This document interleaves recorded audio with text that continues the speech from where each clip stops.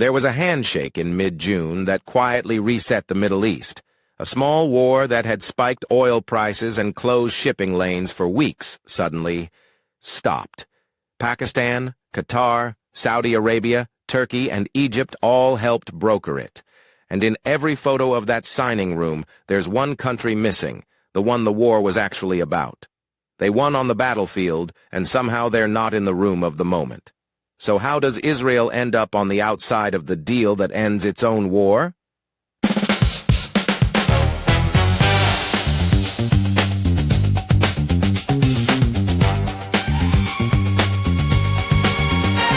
Today we're talking about Israel, and the deal that ended its war without it.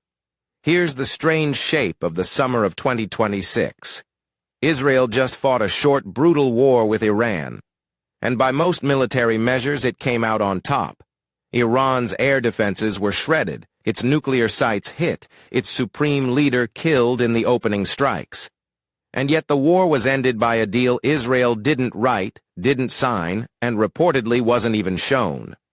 That's the puzzle for today. In the spring of 2026, Israel and the United States launched surprise strikes deep inside Iran. Iran fired back with hundreds of missiles and drones, not just at Israel, but at Saudi Arabia, the UAE, Qatar, and others. Then it did the one thing that turns a regional war into everybody's problem. It blocked the Strait of Hormuz, the narrow channel a fifth of the world's oil passes through. Fuel prices spiked worldwide, and suddenly this wasn't just Israel's war. It was the whole planet's headache. And when something becomes the whole planet's headache, the whole planet looks for the exit. So a group of mediators stepped in, Pakistan in the lead, with Qatar, Saudi Arabia, Turkey, and Egypt all pushing for a ceasefire. Israel's neighbors, the people it had spent years trying to win over, were now busy ending Israel's war for it. It's a bit like your neighbors organizing a street party to celebrate your fight finally being over. Lovely of them, except nobody thought to invite you. Out of that came the agreement everyone's arguing about, a memorandum of understanding between the United States and Iran, signed in mid-June 2026.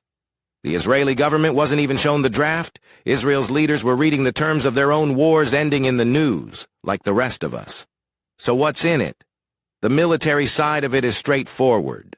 A permanent halt to operations on all fronts, including Lebanon. The Strait of Hormuz reopens, and the American naval blockade of Iran's ports lifts within 30 days. On the money side, around $100 billion in frozen Iranian assets gets unlocked if Iran holds to its side.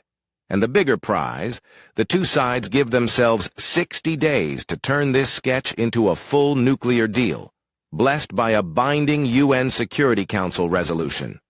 Now, the relationship that really matters here is the one between the American president and the Israeli prime minister. And in June 2026, it is visibly frosty. The president has been praising the deal while openly needling the Israeli prime minister in public.